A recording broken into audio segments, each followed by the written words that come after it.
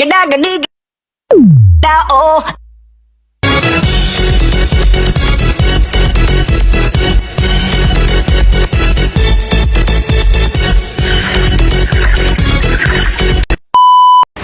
Assalamualaikum warahmatullahi wabarakatuh.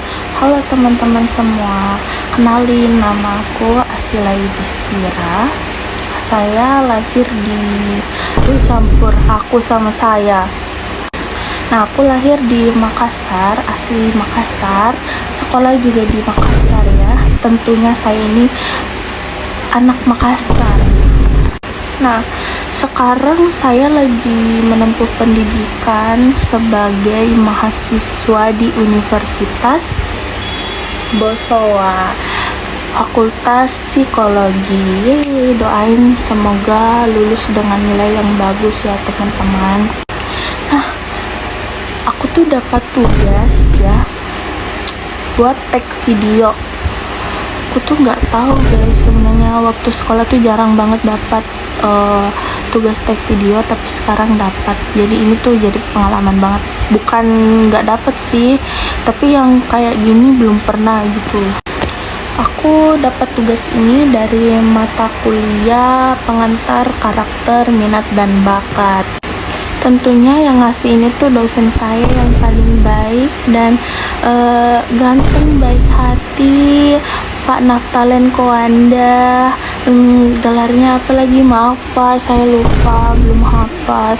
Tapi ini dosen saya tuh ini baik guys, jujur baik. Kalau dibuat yaping tuh bikin nyaman gitu. Oke, langsung aja ya ke tugasnya. Ini udah mau 2 menit nih. Nah, yang pertama tuh pertanyaannya, siapa sih aku atau who I am? Who I am. So Inggris ya, so Inggris.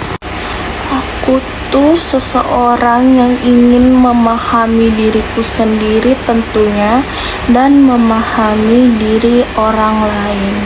Kenapa begitu? Karena saya percaya, ini aku saya kenapa ya?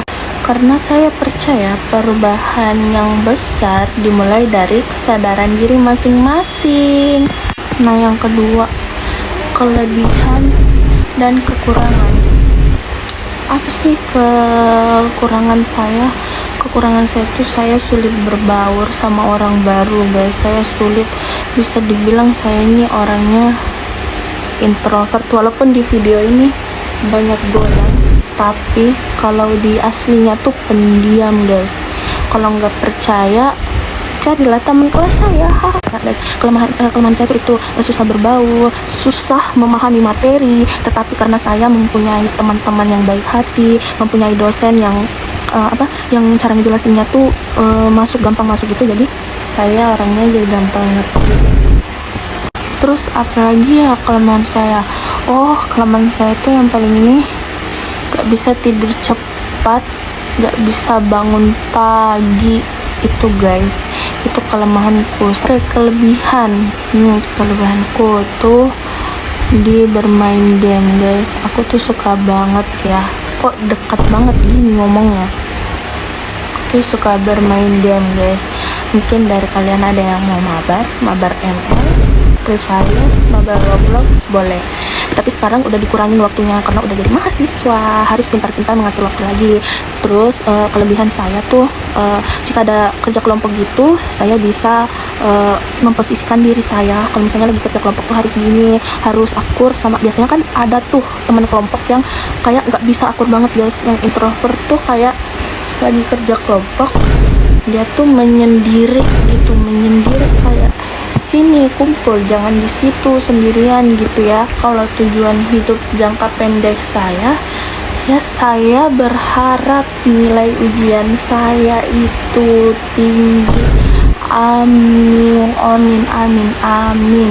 Itu jangka pendek, ingin nilai ujian saya semua matkul itu bagus, dan sudah pasti diimbangi dengan belajar yang giat, bukan cuma berharap tanpa usaha, itu pasti bakal gagal. Nah, tujuan hidup jangka menengah saya itu sudah tentu ingin mengejar atau menyelesaikan kuliah saya dan mendapatkan gelar S1 psikologi. Untuk pendidikan lebih lanjutnya nanti aku pikir dulu ya guys, belum kepikiran mau lanjut atau enggak, karena biaya pendidikan itu jujur, pendidikan tuh mahal guys, ilmu itu mahal, jadi kita harus belajar, emang benar-benar harus belajar dengan baik.